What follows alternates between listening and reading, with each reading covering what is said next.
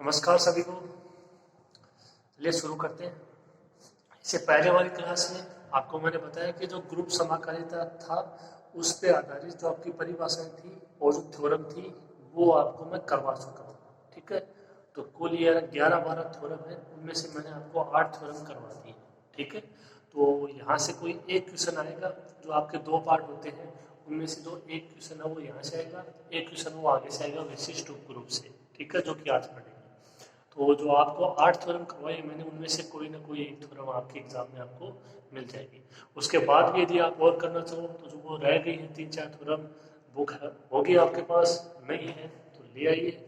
और परिभाषाएं आपको पता है, थ्योरम के स्टेटमेंट लिखिए और उसको प्रूफ कर लीजिए। ठीक है, कोई दिक्कत होगी तो देख लेंगे। तो ये तो था ग्रुप समाकारिता।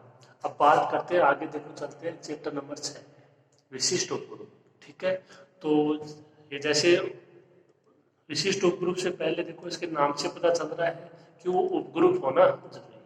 अब कंडीशन क्या होती है विशिष्ट उपग्रुप की, वो देखिए आप।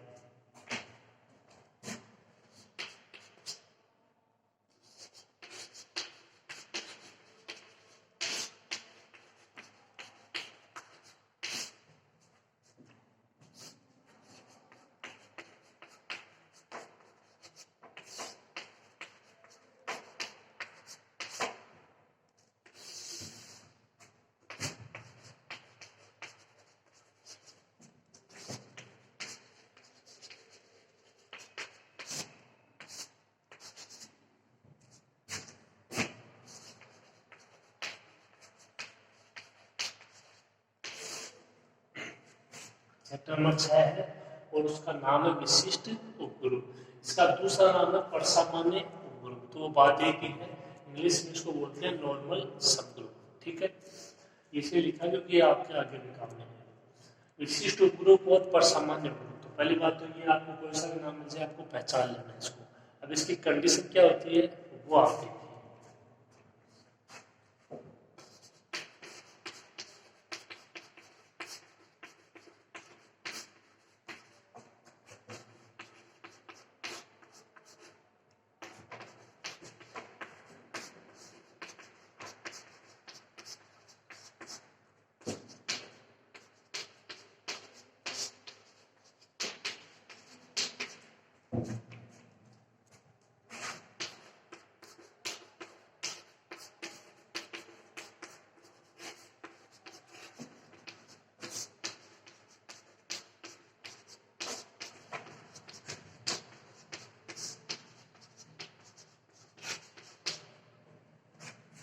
यदि जी एक ग्रुप है तथा एन क्या है, ग्रुप जी का उपग्रुप, तो उपग्रुप की परिभाषा आपको पता है और कंडीशन भी पता है। तब एन यानी ये जो उपग्रुप है वो ग्रुप जी का विशिष्ट उपग्रुप कहलाता है।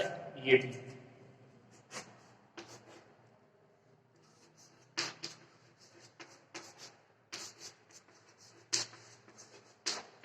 पहली कंडीशन तो ये एन जी बराबर होना चाहिए जी एन। ध्यान से देखिए, एन है वो एक समुच्चय समझिए आप इसको, हालांकि वो उपग्रुप है। ठीक है, लेकिन उपग्रुप से पहले वो कोई ना कोई सेट है। ठीक है, तो जो समुच्चय है उसको तो ऐसे कैसे लिखा गया, और साथ में जो अवयव है वो किसका अवयव है, जी का, यानी वो ग्रुप का अवयव है। तो एन जी बराबर जी एन, ये कंडीशन होनी चाहिए। अगर ऐसा हो गया तो एन है वो जी का क्या कहलाएगा, विशिष्ट उपग्रुप कहलाएगा। ठीक है, या दूसरी कंडीशन इंपॉर्टेंट कंडीशन, क्योंकि ये कंडीशन ऐसे तो कुछ एक दो क्वेश्चन ही है। अब जो दूसरी कंडीशन यहाँ पे अपन अप्लाई करने जा रहे हैं उससे आपके अधिकतर क्वेश्चन होने। ठीक है, वो कंडीशन क्या है,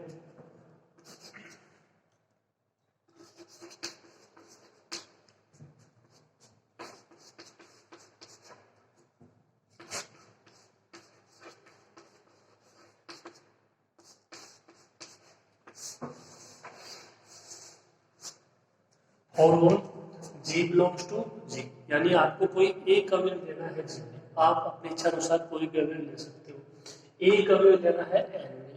ठीक है, वही बात जैसे आपको किसी को ग्रुप दिखाना हो तो दो अवयव देने हैं, वो कंडीशन। ठीक है, उसी तरीके से आप इसको याद रखिए। एक अवयव देना है जी में जहां पे जी ग्रुप है, एक अवयव किसमें, एन में। ध्यान रहे एक अवयव यहाँ पे एन में ले रहे हो तो एन को बोल रहे हो आप क्या, जी का विशिष्ट उपग्रुप।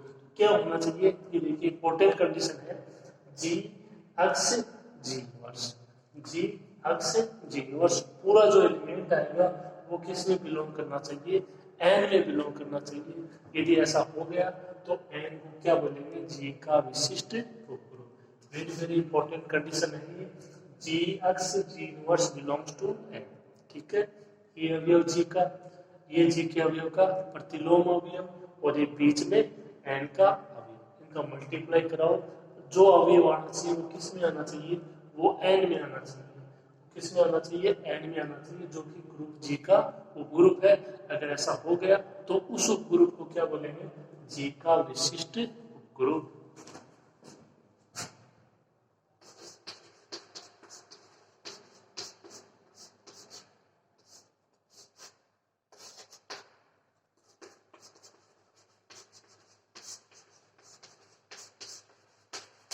तथा इसे एन नॉर्मल सबग्रुप जी से व्यक्त करते हैं। ये इसका प्रतीक चिन्ह है। ठीक है, इसको क्या बोलोगे, एन नॉर्मल सबग्रुप ऑफ जी। ठीक है, एन है वो जी का क्या है, विशिष्ट उपग्रुप है, ये इसका प्रतीक चिन्ह। समझ गए होंगे आप। तो जहां जहां पे ये आपको ऐसा चिन्ह लगा हुआ मिले, यहाँ पे एन यहाँ पे जी, ये चेंज भी हो सकते हैं, लेकिन आपको बोलना आना चाहिए, पता होना चाहिए कि एन है वो क्या है, नॉर्मल सबग्रुप है जी का, एन है वो क्या है, जी का विशिष्ट उपग्रुप है। तो ये सिंपल सी परिभाषा थी, विशिष्ट उपग्रुप या परसामान्य उपग्रुप, नॉर्मल सबग्रुप। एक कंडीशन याद रखिए, अवयव याद रखिए। ठीक है, कहीं कहीं पे आपको ये भी मिलेगा N G is equal to G N, उपग्रुप को ऐसे कैसे, और जो ग्रुप है उसमें आप कोई भी एलिमेंट ले लीजिए। ठीक है, तो ये परिभाषा थी, इसको लिखिए, एग्जाम्पल करते हैं।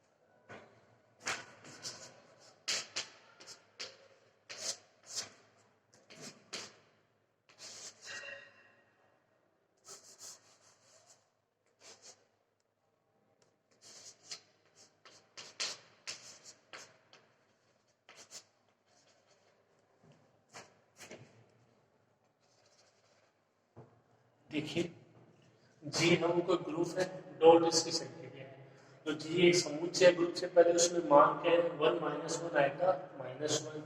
एच क्या है, जी का कोई उपग्रुप है, उपग्रुप है तो जी की संक्रिय ही, वो एच में संक्रिय कौन सी होगी, जी की, तो एच डॉट एच में जो समुच्चय वो 1 -1, इसी से दिया गया है 1 -1। ठीक है,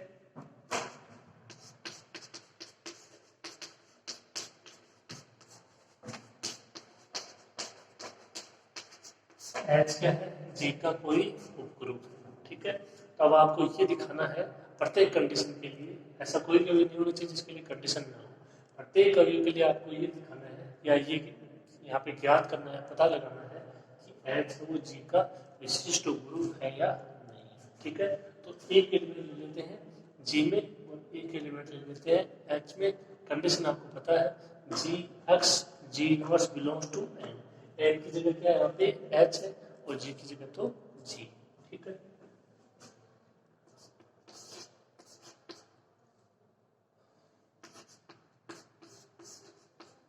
आइटा बिलोंग्स टू जी,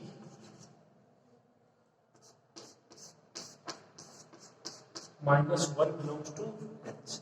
आप कोई भी एक अवयव ले लीजिए जी से, एक अवयव ले लीजिए एच से।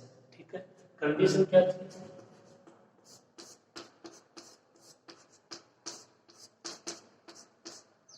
जी और ये अक्स, जो परिभाषा लिखाई उसमें देखिए, जी अक्स जी इनवर्स। अब इसको हल कीजिए, जो मान होना चाहिए वो किस में होना चाहिए, एच में होना चाहिए। एच में यदि इसका मान या तो आना चाहिए 1 या क्या आना चाहिए -1। अगर ऐसा हो जाता है तो यहाँ से एच क्या हो जाएगा, जी का विशिष्ट उपग्रुप हो जाएगा। आप इसकी जगह कोई और भी ले सकते हो, माइनस आइटा ले सकते हो, 1 ले सकते हो, -1 ले सकते हो, ठीक है। इसी प्रकार जो -1 है उसकी जगह 1 भी ले सकते हो।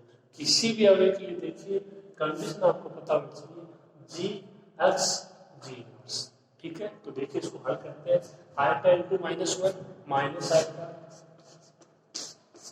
अब जो आइटा की पावर -1 है इसको आप क्या लिख सकते हैं, 1 आइटा। आइटा से आइटा कैंसिल, मान क्या बचा -1।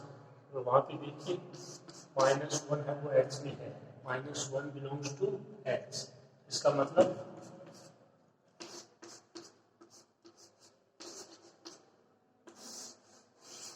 एच है वो नॉर्मल सबग्रुप है किसका, जी का, ठीक है। और देख लीजिए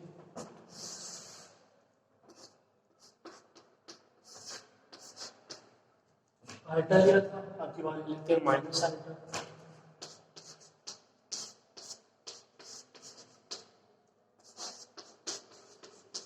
वन बिलोंग्स टू एच, कोई भी अवयव दे सकते हो आप।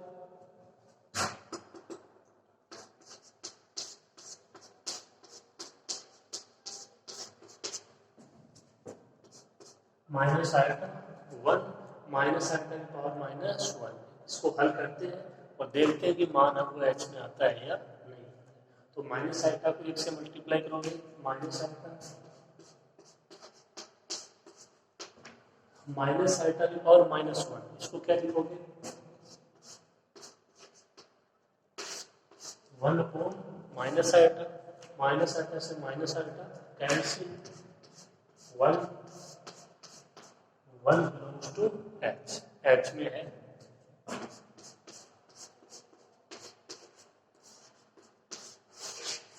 एच क्या हो जाएगा, जी का नॉर्मल सबग्रुप, एच और जी का विशिष्ट उपग्रुप। एक और -1 को ले लेना, एक और -1 में से किसी को ले लेना, आप उसको करके देखना ये कंडीशन आती है या नहीं, ठीक है।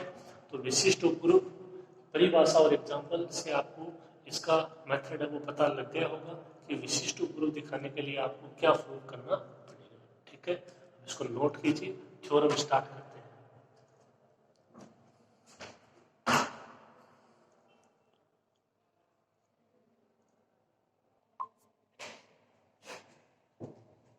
देखिए थ्योरम है, इसको करते हैं। समूह जी का उपसमूह एन एक विशिष्ट उपसमूह होगा, ठीक है। यदि और केवल यदि G N ji inverse is equal to N for all G belongs to G. यदि और केवल यदि आ रहा है, समझ गए होंगे आप। आवश्यक प्रतिबंध और पर्याप्त प्रतिबंध। आवश्यक प्रतिबंध में क्या लेके चलेंगे कि एन है वो जी का एक विशिष्ट उपसमूह है, प्रूफ क्या करना है, G N ji inverse is equal to N. फिर पर्याप्त प्रतिबंध में क्या लेके चलेंगे, G N ji inverse is equal to N. Proof क्या करेंगे कि एन क्या है, जी का विशिष्ट उपग्रुप। जी है वो एक समूह है, ग्रुप है, ये आप दोनों में काम में ले सकते हो, ठीक है। तो ये तो वही क्वेश्चन की लैंग्वेज, क्या आपको दिया गया है और क्या आपको प्रूफ करना है, ठीक है। शुरू करते हैं। देखिए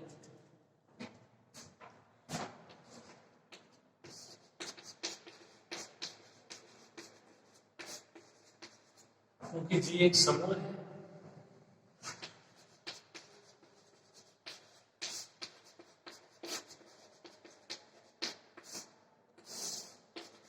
आवश्यक प्रतिबंध में क्या लेके चलेंगे कि एन क्या है, जी का एक विशिष्ट उपसमूह है, और एन है वो जी का उपसमूह है।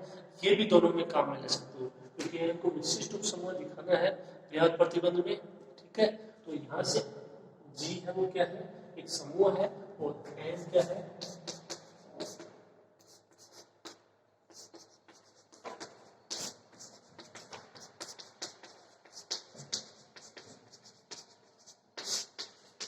एन क्या है, जी का एक उपसमूह। ये दोनों में काम में ले सकते हो। अब आवश्यक प्रतिबंध,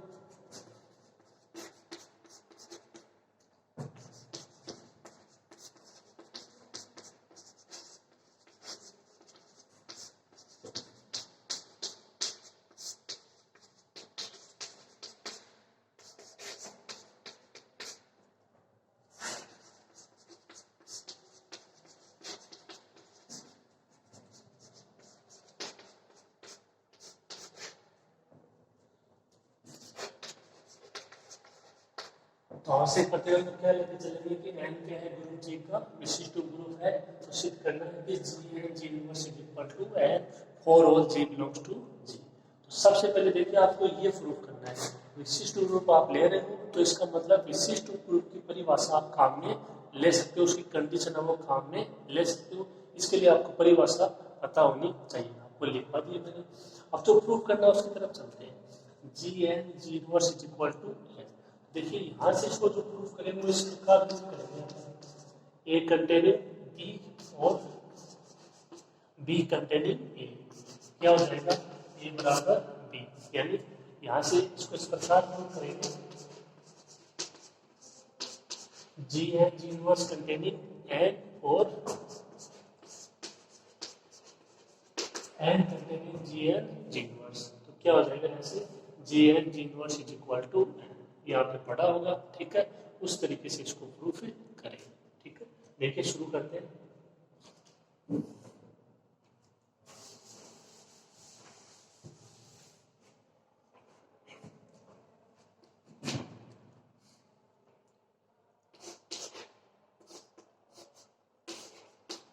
ये आपको दिया गया है कि एन क्या है, जी का विशिष्ट प्रूफ है।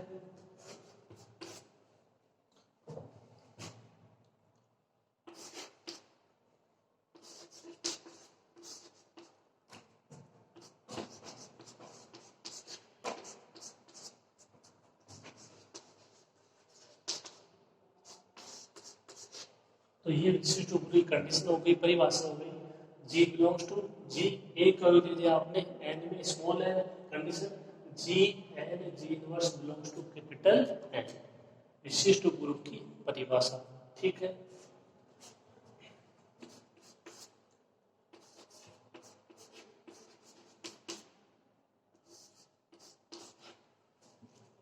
इसको मैंने देखो ऐसे लिखा है, और ये एक सिंपल सी चीज आपको पता होनी चाहिए। देखो इसको मैंने ऐसा क्यों लिखा है, G N ji inverse belongs to N. जी यहाँ पे जो स्मॉल एन था उसकी जगह मैंने ले लिया कैपिटल एन, जी इनवर्स कंटेनिंग एन। तो यहाँ पे अगर अंतर देखो तो मामूली सा अंतर है, लेकिन वो आपके समझ में आना चाहिए। देखो यहाँ पे अवयव है और यहाँ पे क्या है, वो समुच्चय है जिसका ये अवयव है, ठीक है। तो जब यहाँ पे जो अवयव है वो रिप्लेस हो जाता है किससे, समुच्चय से, तो बिलोंग्स टू भी रिप्लेस हो जाता है कंटेनिंग से, ठीक है। जैसे मान लो अपन कुछ समुच्चय ए कंटेनिंग बी, इसको ऐसे तो बोलते हैं। और मान लो आपने अवयव ले लिया किसमें, ए में, ए, ठीक है। तो इसका मतलब ए का जो अवयव क्या है, स्मॉल है, तो स्मॉल ए भी है ना किसमें होगा, बी में। तो इसको क्या लिखोगे, ए कंटेनिंग वो ए बिलोंग्स टू बी। और अगर समुच्चय के रूप में लिखते हो तो ए कंटेनिंग बी। समझ में आ गई होगी मेरी बात। ये अवयव के रूप में, और अवयव को जब उस ये जो अवयव है कौन से समुच्चय का है, उस समुच्चय को लिख कर क्या जाएगा, कंटेंट, ठीक है। याद रखना, ये काम में आएगी बात।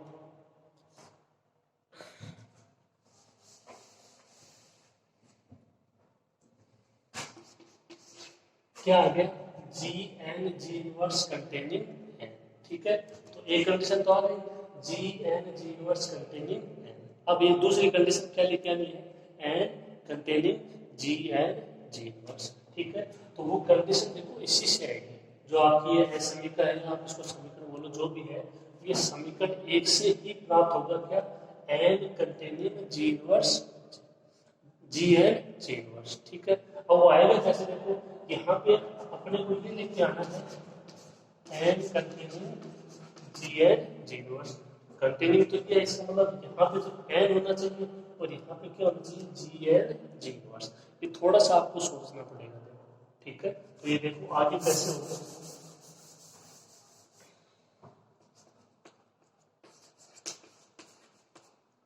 जी किसका अवयव है, कैपिटल जी का, तो जी इनवर्स भी किसका अवयव हो जाएगा, जी का। ग्रुप है, समूह है, प्रतिलोम अवयव की परिभाषा से।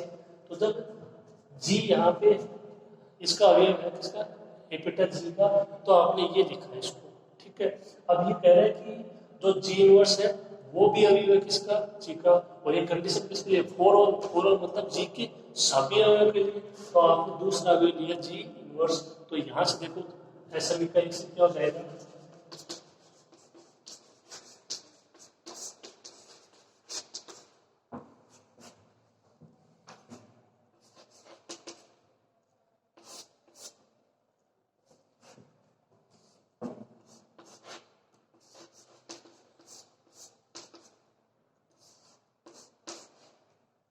ये समझ में आना चाहिए, इंपॉर्टेंट है।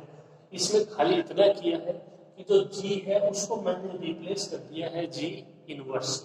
जी की जगह जी इनवर्स, जी की जगह जी इनवर्स, और बाकी ऐसे वैसे जी एन जी इनवर्स था, उसकी जगह क्या आ जाएगा जी इनवर्स एन जी इनवर्स का इनवर्स कंटेनिंग एन। क्योंकि ये कंडीशन है वो for all G belongs to G, मतलब फॉर ऑल का क्या मतलब होता है जी के सभी अणु के लिए। तो इसका मतलब ये देखो अपने अवयव में जी इनवर्स भी है, अवयव दिखा दिया प्रतिलोम अवयव से, तो इस अवयव के लिए भी ये कंडीशन सेटिस्फाई होगी। ठीक है, करिए आप।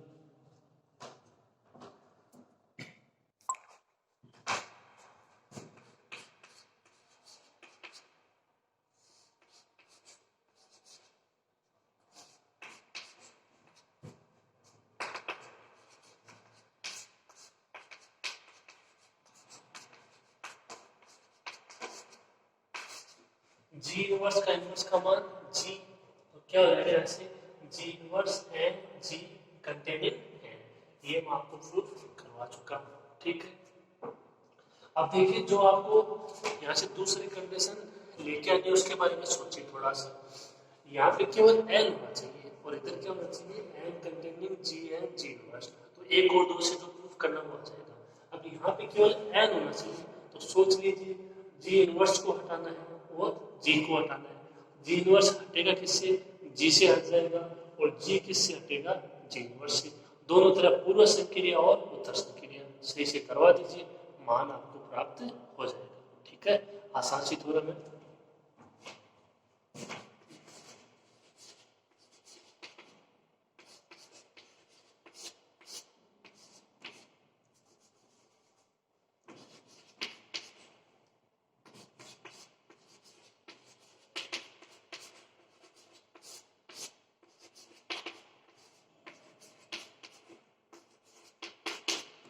क्या किया, जो जी है उसकी तो पूर्व संक्रिया करवा दी, और जो जी इनवर्स है उसकी उत्तर संक्रिया, दोनों तरफ। ठीक है, तो यहां से देखो अब आप इसको आराम से कर सकते हो।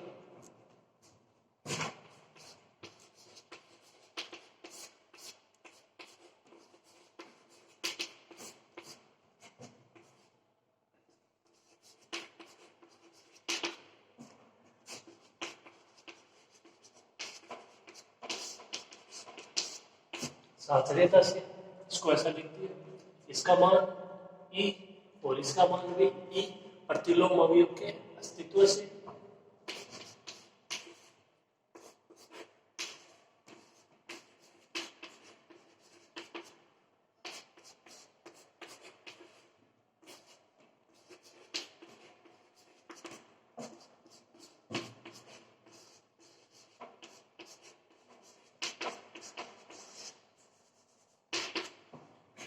एन का मान एन हो जाएगा, एन का मान एन हो जाएगा, एन कंटेनिंग जी एन जी इनवर्स।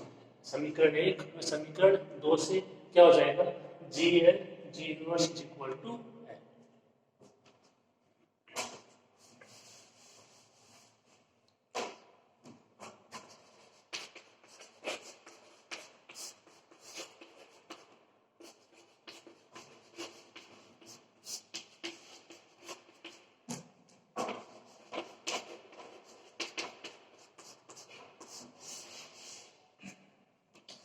समीकरण एक हुआ, दो से या समीकरण बोल दो एक ही चीज है, G N ji inverse is equal to N. ठीक है, तो ये था इसका आवश्यक प्रतिबंध।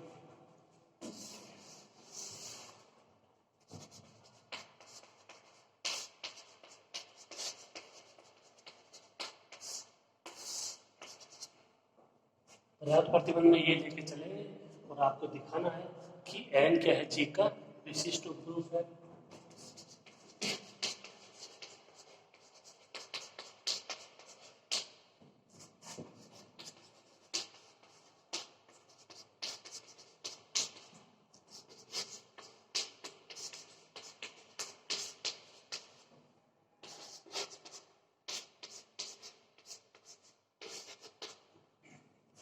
यदि G N ji inverse is equal to N और of G belongs to G, सिद्ध करना है कि एन वो नॉर्मल सब ग्रुप है जी का। तो ये तो और भी आसान है, देखिए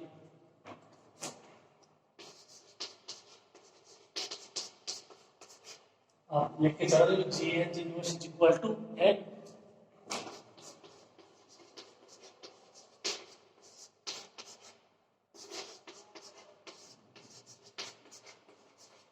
इसको आप ऐसे ले सकते हो, A containing B containing A, तो ए बराबर बी, जो प्रूव किया इसको। ठीक है, अब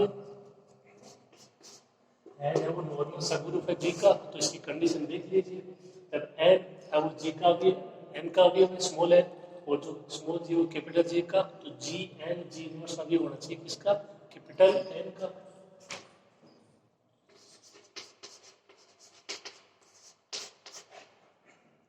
इस कंडीशन को ले लिया, जी एन जी इनवर्स कंटेनिंग एन।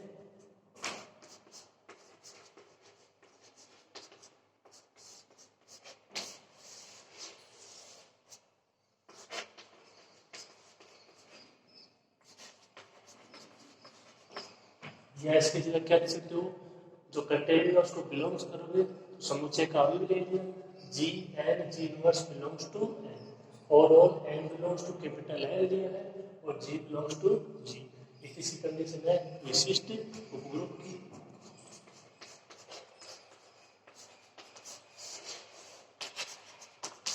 एन है वो नॉर्मल सबग्रुप है किसका, जी का।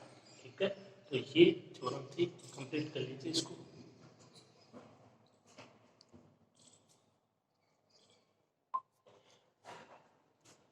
अगली थ्योरम में देखिए, सिंपल सी थ्योरम है, छोटी सी थ्योरम है, शायद एग्जाम में ना आए, लेकिन इसको कर लेते हैं। ठीक है, क्योंकि इसका स्टेटमेंट है वो आगे काम में आएगा। एक आबेली समूह है, आबेली समूह यानी क्रम में ग्रुप, तो ए स्टार बी बराबर बी स्टार है, उससे पहले ग्रुप की चारों कंडीशन का प्रत्येक उप समूह है, तो कोई उप समूह ले लेंगे, एन ले लो चाहे एच ले लो, क्या होता है, विशिष्ट होता है।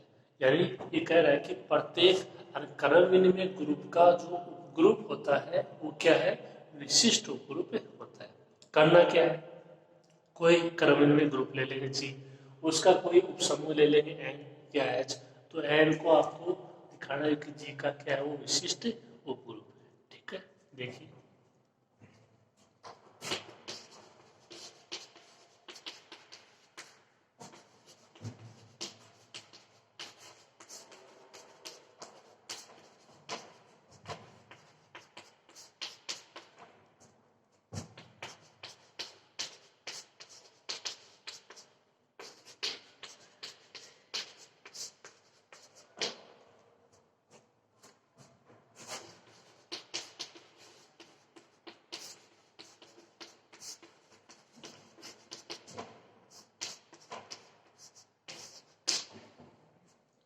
यदि जी एक आबेली ग्रुप है तथा एच का ग्रुप जी का ग्रुप है, तब सिद्ध करना है कि एच है वो नॉर्मल सब ग्रुप है किसका, जी का। एक हम ले लीजिए एच में, एक जी में।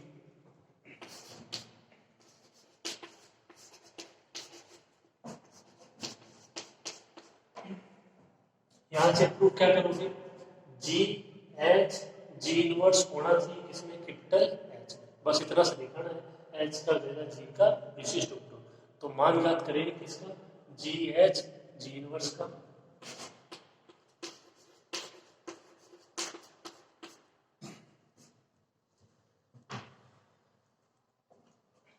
तो देखिए जी एच जी इनवर्स, इसको ऐसे लिख सकते हैं, पर कोई दिक्कत नहीं होगी।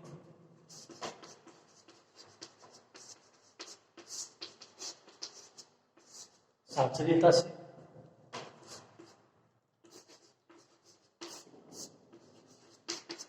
क्या जी एच को एच जी अप्लाई कर सकते हैं,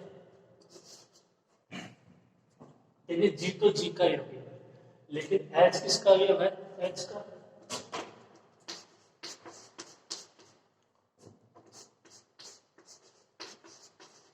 एच एच का अवयव है, तो एच वो जी का भी अवयव होगा, क्योंकि एच क्या है, ग्रुप है जी का, एच के सारे अवयव जी के अवयव है, तो एच बिलोंग्स टू जी।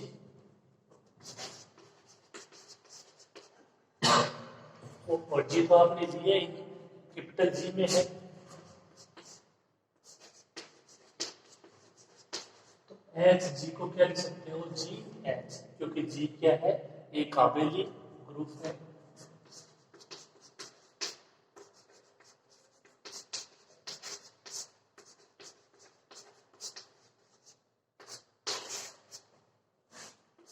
ये इसका कारण, जी एच को एच जी लिख दिया। शास्त्रीयता से, प्रतिलोम अवयव की परिभाषा से, ये तस्मक अवयव से एच, और एच किसका एलिमेंट है, कैपिटल एच। ये मान किसका है, जी एच, जी इनवर्स का।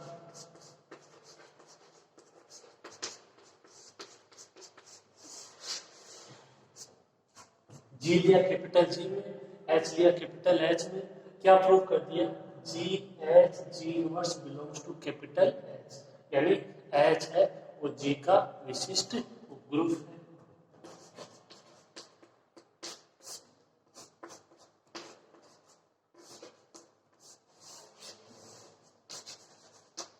है। एच है वो नॉर्मल सब ग्रुप है किसका, जी का। ठीक है, तो ये सिंपल सी थ्योरम थी, इसको भी कर लेना। और जो स्टेटमेंट है इसको थोड़ा सा याद रखना कि प्रत्येक क्रमनिर्णय ग्रुप का जो ग्रुप है वो क्या होता है, विशिष्ट उपग्रुप होता है। ओके, आज की क्लास में इतना ही, बाकी अगली क्लास में